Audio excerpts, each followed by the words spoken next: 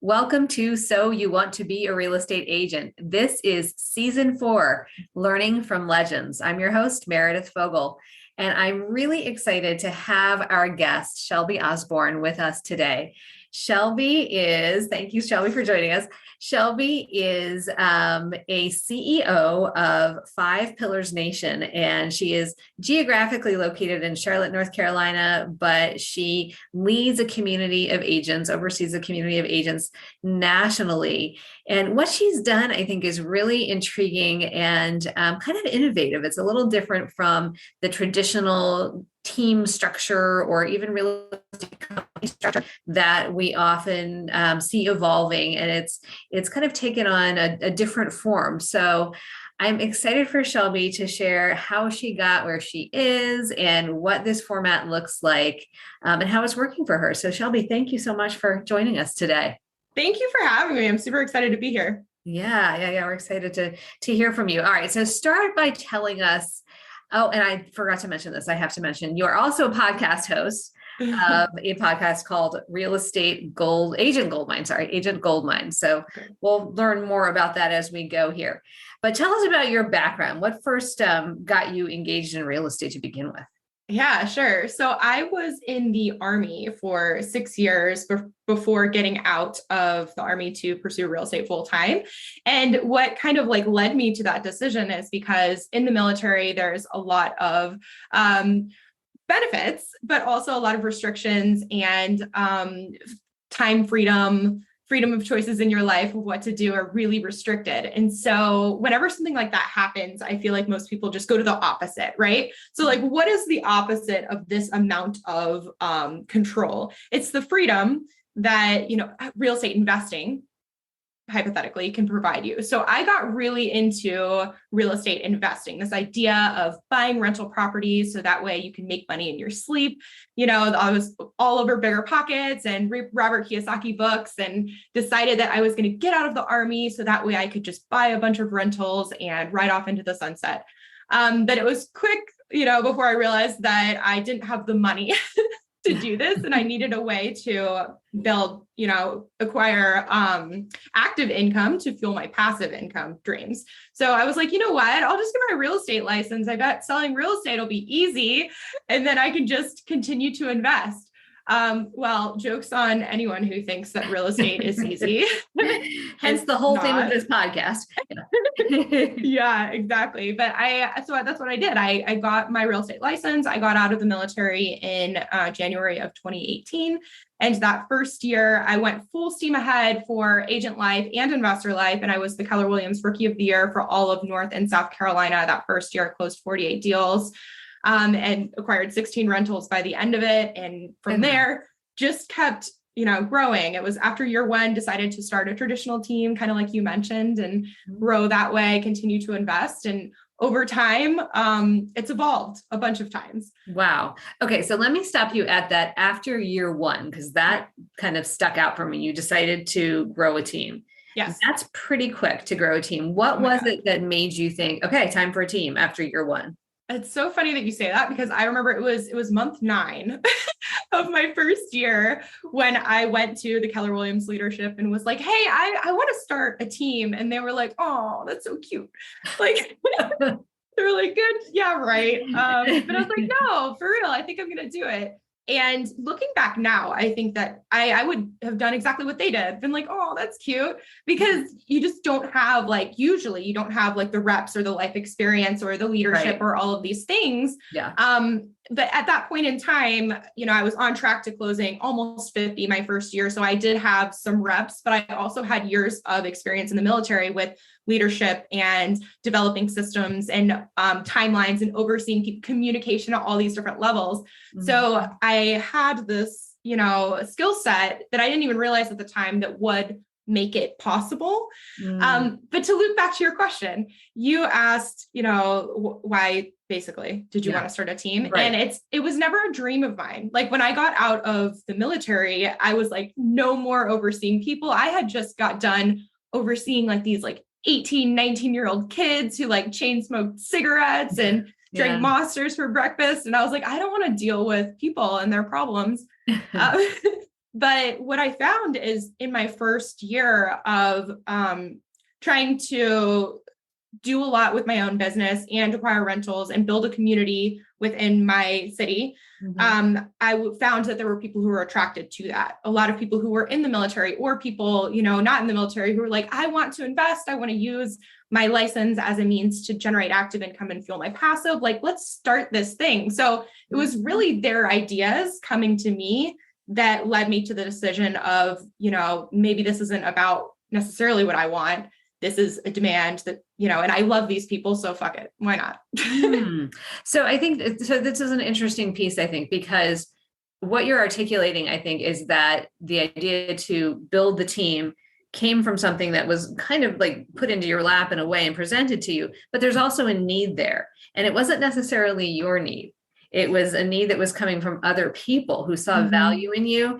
Right. That almost like flips on its head, I think, a little bit the way that people often approach building a team. It's either, I think, often because, and from Keller Williams, I was also with Keller for a long time, and it's a fabulous book, Millionaire Real Estate Agent, which we used to call the Red Book there, which really gives you a blueprint for building a team. And it's very prescribed. Like, you're the solo producer, you bring on an assistant, then you bring on a buyer's agent, and then you might build up a listing division at some point. You go through very specific steps to build a team. And that can feel like a really good idea for an agent who just feels really busy. And also it can feel like a really good idea for an agent who feels kind of lonely, because this is a business where it's easy to feel lonely. You're like a person doing a ton of production, even though you're around people all the time. Your relationships are pretty transactional. So you kind of want that camaraderie a little bit sometimes of somebody else. And I would argue that where there's a need that's non-emotional, that is probably a good reason to build a team. And it sounds like you had that need, and it's beautiful that it came to you that way, and that you had the built-in skill set too. That's the other piece. And without even having the self-awareness that you had it, like it was there for you, and then became, it emanated itself once you took it over. For sure. It was kind of a perfect storm, but it is interesting though, after having had the traditional team for I guess it was 2.5 full years, and we just kept growing and growing and growing. Then it hit this point of like, man, team life is, in my head, I was like, this trap. People build the team, and it depends on your market, depends on you and all the things, nothing is black and white. But for me, what I found is that the bigger that it got, in the beginning, when those people that were attracted to me and the energy were really like scrappy, just like I was, and they wanted to build something great. And, it was the very much like new entrepreneur mindset where it's like whatever it takes for the team. But the more and more you grow, and that was another reason why, it was 5 Pillars Realty Group back in the day. But that was another reason why it was never the Shelby show. It was never Shelby Osborne was my name at the time's Realty Group. It was something bigger than just me. Right. But as time continued, I realized that, and the more and more like waves we created in our city, more and more people were attracted to that, but they weren't the same type of people. Like in the beginning, it was like, whatever it takes for the team, like we're all in this together. And then as it gets bigger and people are like, oh, that's cool. And I bet I can, they can teach me how to do this. I can use them. So it was a different perspective of the agents who were attracted to the model, which is one of the main reasons why I decided to switch it. Really, really interesting. So it started to tilt back toward that kind of like transactional relationship. It feels like from what I'm hearing you say. Totally. That's so interesting. I was just sharing before we started recording, I was on a mastermind right before this with some other team leaders nationally, well, East Coast. And one was sharing, like, he's pretty new into this and trying to evaluate agents when they come on. And one of the other agents who has done a lot of intentional and some unintentional recruiting, she's very specific, and she wasn't always about who joined her team, because it kind of feels good sometimes when people are like, oh, I want to be with you, you have the things that I need, and I know you can help me, and you want to help. Like, as a leader, that's part of what drives us. But she said, she said she's got a pretty good filter now. She's like, I don't work with assholes is what she said. I won't. She's like, I won't bring them on. I'm not working with them. And I don't need to. And she said, I've realized that I want to keep my team kind of small. Yep. And because of that, I'm not going to bring people on who don't feel aligned with the way that I operate and the way that I want to do business, or for you, maybe people who weren't aligned with that, whatever it takes for the team, and being scrappy. So at the point that you decided to then kind of like pivot into a different model, what did that like logistically look like for you? Did you have to have some hard conversations with people? Yeah, that's this is so funny because I've been on several podcasts, but they've never asked this like series of questions. So this is really exciting for me. Yeah, so logistically, what that looked like, I had so much, blood, sweat, tears, and love built into this. Like I was very emotionally connected to this, 5 Pillars Realty Group, what it was my baby, this whole thing. And so even making the decision alone was incredibly difficult.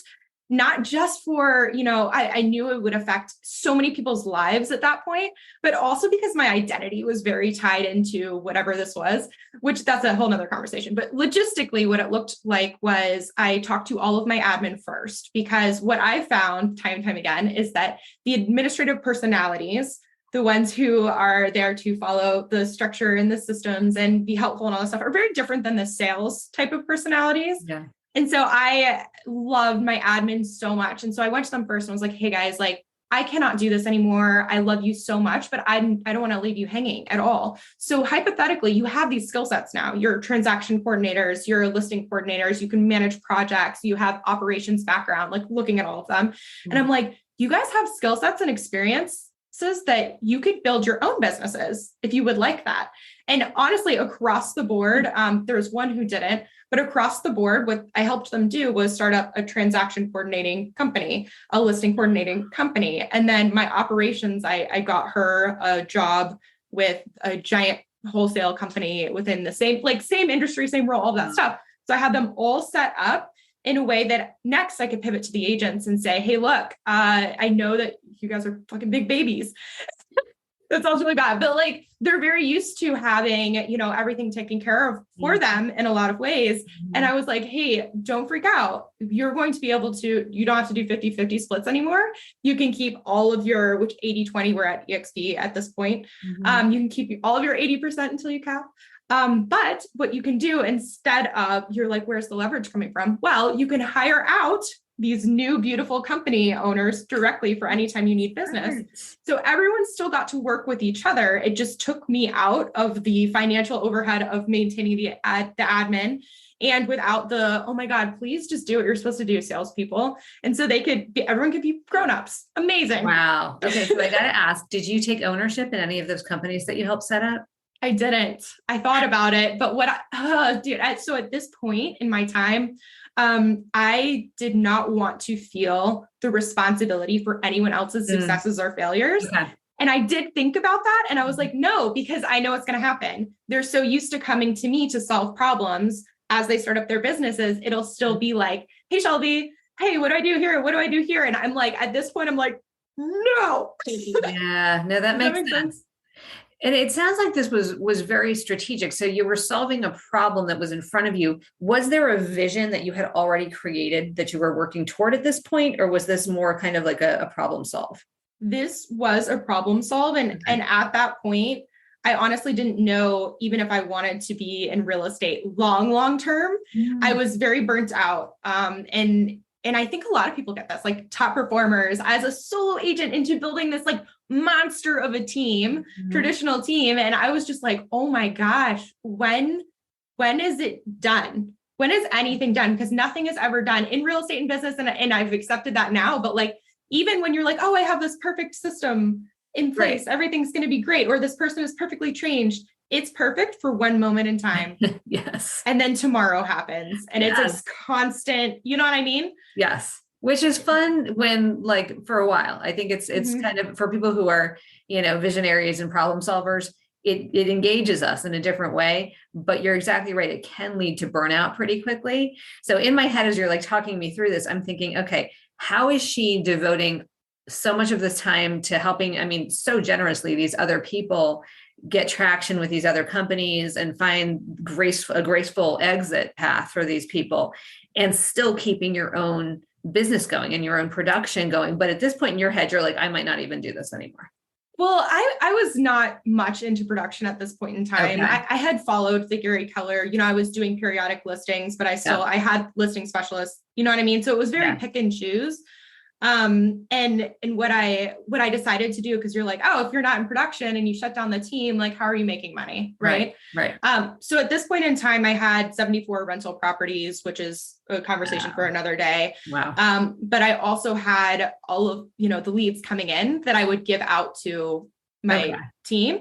And instead of giving them out for 50-50 splits, I just started a referral process. So I had a virtual assistant. Oh my God, no overhead was like my goal, like as low as possible. Right. So I had a virtual assistant who, as the leads come into the organization, they're given out to only our top performers. It's a big difference too. I used to think everyone gets leads, everyone gets a chance. No, you prove your damn self. And once you can prove your damn self, then you can get some leads. But so the leads would go out to the people who I know would close, and the virtual assistant is the one who's doing the referral contract and tracking until completion, ensuring payout. So there is income that way through the rental properties, and then also through revenue share, which up until that point in time, I didn't care about at all. And now it's a cool thing. EXP, the way that they set it up really is cool, depending on your type of business. Yeah, absolutely. All right. So at this point at this point in your career, were you with EXP or you're with Keller? The entire organization left Keller about 4 months into being in a team. So that was in 2019. We shifted over. Gotcha. Yep. Okay.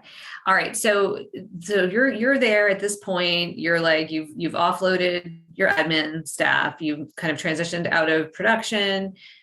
You've got all these 74 doors that you're also having some income from, but also having to manage.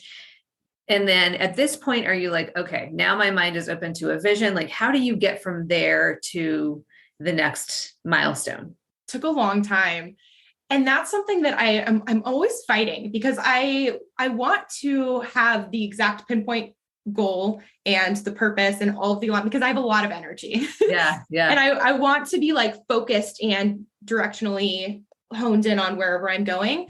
But after that decision was made and the team structure changed, I still did a lot, because I didn't exactly know where I wanted to go, but I know that I had built, the 5 pillars organization for years, and I didn't want to completely. So we still did, once a week, which we still do once a week, training where we bring in speakers, and, once a month we have the investor mastermind and the business development, depending on which skill level you are as an agent. So I continued those things, but what I did for the most part for that next year or so was just, what do I want to do with my life? Like, I don't know, like what brings me energy. And if I could sketch out my perfect day, what does it look like? And how far away am I? And how do I take one step closer every day to that reality? And so it was just a lot of like soul searching and continuing things to run. I didn't let anything die, but a lot of it was just like, what the fuck am I doing with my life? Yeah. Which I think is probably something a lot of, people listening can relate to, especially if you're, building a team or building a business or running a company. That's, I think, something that helps us evolve constantly, but yeah. Totally. So did it kind of like naturally fall into place at some point? Because I know now you're in a position where you're overseeing hundreds of agents nationwide. So I'm like, connect the dots for us. How did you get from that point to where you are today? Yeah. And it's 130, so not hundreds, but that's still a big number, a chunk. So what that transition looked like is I did a lot of that thinking about like, who do I want to, what conversations, what type of people do I leave feeling like energized? Like, who do I like talking to, or who are the type of people who I just, when a Zoom comes on the calendar or appointment to meet with, like, who am I dreading? Right. And I tried to identify patterns. Okay. And what I did was I realized that the people that I love talking to are the people who take ownership for their destiny, who aren't like, help me. They're like, hey, this is what I think. This is the research I've done based on your experience. What is your perspective? Those are two totally different conversations. Yeah. And so by identifying who I wanted to spend my time around, I realized that I wanted to shift 5 pillars into an entrepreneur incubator. So this is what we've become, is a place where entrepreneurs go to build their own empires, their own businesses alongside peers who are doing the same, because you hit the nail on the head when you said earlier, it can be lonely, right? This like entrepreneur island that we live on can be really lonely. And the people who are true leaders want to build their own destiny. So they don't want to they don't want to be on someone else's team. They want to build their own, right? So if I could provide a platform, a location for those type of people to come and side by side work towards their own goals, like with peers, like that's what 5 Pillars Nation has become. Amazing. Okay. So in that journey, how did you take like the first steps? Did you start with the people that you were already working with, or how did you begin to engage agents outside of your own kind of immediate sphere? Yes, that's such a good question. And a lot of it was just being more purposeful with the things that I was already doing. So I've been on a ton of podcasts, usually in the investor space, not so much in the agent space. And then shockingly, when you are on investor podcasts, who do you attract? You attract investors. Right. And so I was like, damn, dude, I should get on some agent podcasts, you know? And so by getting on agent focused podcasts, because whatever you talk about is what you attract, right? The energy you put out is what you bring in. That's why we started our own podcast, the Agent Goldmine, theagentgoldmine.com.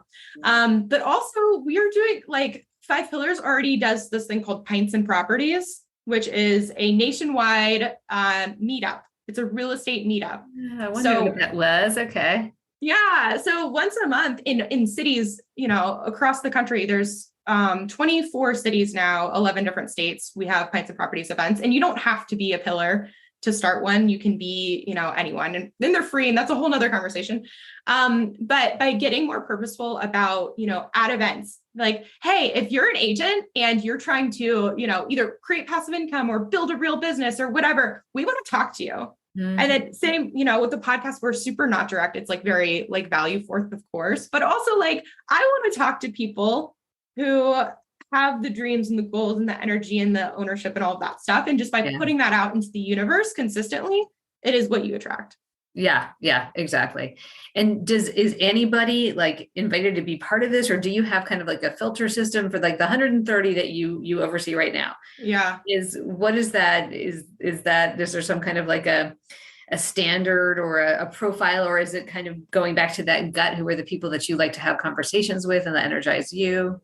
That is so funny that you say that, because as with everything, at least for me, it's like, it starts out as like action. I'm like an action first and then reflect and then adjust type of person. Yeah. And so it did start out with like gut. And a lot of it starts out with self-selection too, where we usually don't tell people, no, you can't be a part of it. But the conversation early is like, this is who we are, which we have written out, you know, and this is what we expect from members within the community. And the community has gotten big and strong enough so that way, when behavior exists that is not aligned with who we are, it is also maintained with it. Because I can't personally oversee 130 people. Right. Like you just can't do it. So like in the military, they say, you know, groups of 5. Like within leadership, you can directly oversee 5 people, and those people can directly oversee 5. Yep. So anyway, we have now are written out exactly who we are. We have the self-selection, we have the internal alignment, but we also started this thing called pods, which I think are super important. So they're small groups of peers and 4 to 5 people, and it's not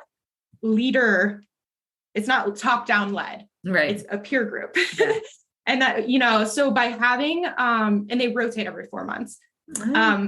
So by having those people who, of course, there's like an outline of what I recommend you talk about with your pod, but I'm not in it. So you guys, whatever you need, whatever your goals are, whatever makes sense for you. But, you know, the outline there is like your goals for your finances, for your business, for your headspace, for your relationships, like all of these different things to promote communication and accountability within oh my God, I'm talking a lot. Okay. No, this is I'll great. This is great. And this is all virtual, right? Since you're national. It is virtual, but we do have some pretty strong hubs.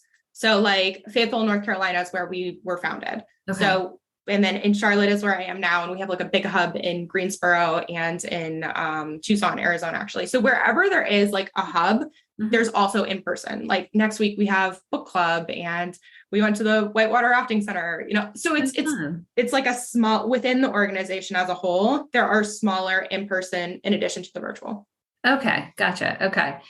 And for an agent who is, again, we were talking about this a little bit before we started recording, who is in this place of uncertainty, maybe when we're recording right now, we are in July of 2023. This podcast will probably drop in, I think, October at some point.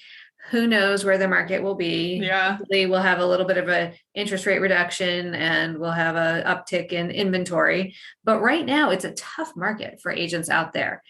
What are you, from like your position of hindsight, insight, and leadership, what are you giving to people in terms of like, mindset work or any kind of like, I don't know, advice or, a way to kind of think about moving forward for people who are in that moment of, oh my gosh, should I continue with this? Should I go get a full-time job? Should I continue to grow my team? I know people who have left the industry entirely. I know people who had big teams and imploded the whole team and are now going back to solo production. Yeah. I know people have gone the completely other direction and really doubled down on their team building and bringing more people in. How do you guide people, or how do you, if that topic comes up in one of the pods or like a group that you're leading, what does that conversation look like for you? This is I love this time, by the way, because it's like, of the people who are unsure, maybe not committed, this is a good opportunity for you because real estate's hard. It is hard. Yeah.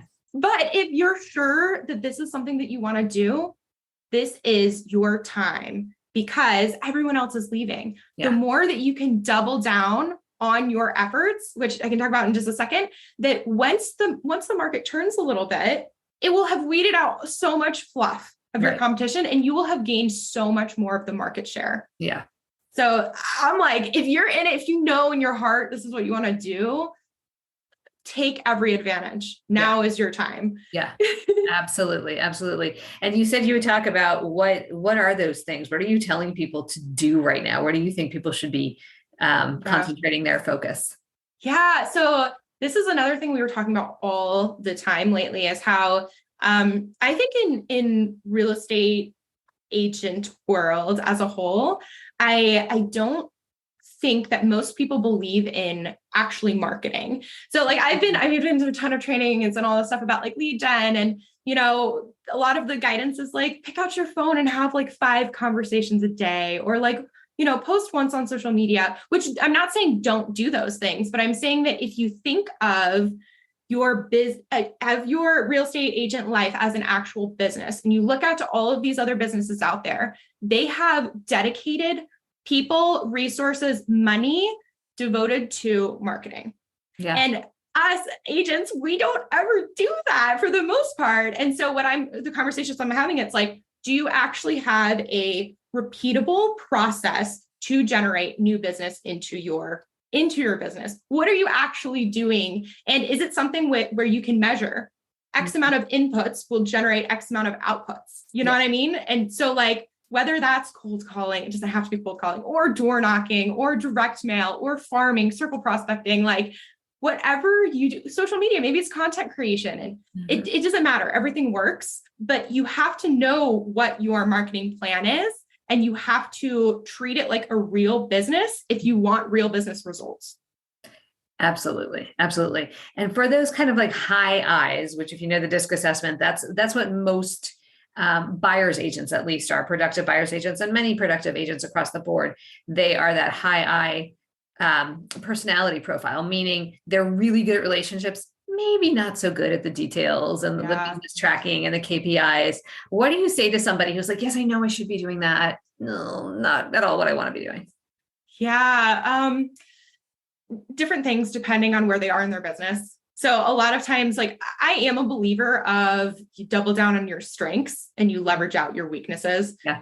So if it's something that you really like, you really don't want to do, and you have the money to outsource it, by all means, like don't fight the feeling within. But also understand that, like we talked about in the beginning, like nothing's done. Just because you hire someone to do something, you have two choices. You're either doing the thing or you're overseeing the person doing the thing. You can never relinquish the responsibility. But yeah, so I would say that, but also if you are a high I, then put yourself in the positions to consistently lead generate by using the qualities of the high I. Just put yourself, maybe you're starting the meetup. Maybe you're doing a wine and design where you all have wine and you talk about how to design your house for your listings, or, whether maybe you're pulling every social event in your city and you're going to all of them. Yeah. Right. Like there's ways to, I don't know. Does that make sense? Yeah. So like you said, drill down on your strengths and, try to emphasize those things. And how important would you say doing something like getting involved in like the group of agents that you oversee or some kind of like networking is to an agent's future success? I think it depends on the person. But I think that the percent of people who can be successful without a network is much smaller than the percent of people who really do need community and accountability, people side by side working on the same thing. So I don't think that it can hurt. I think for the most of us, it's incredibly important.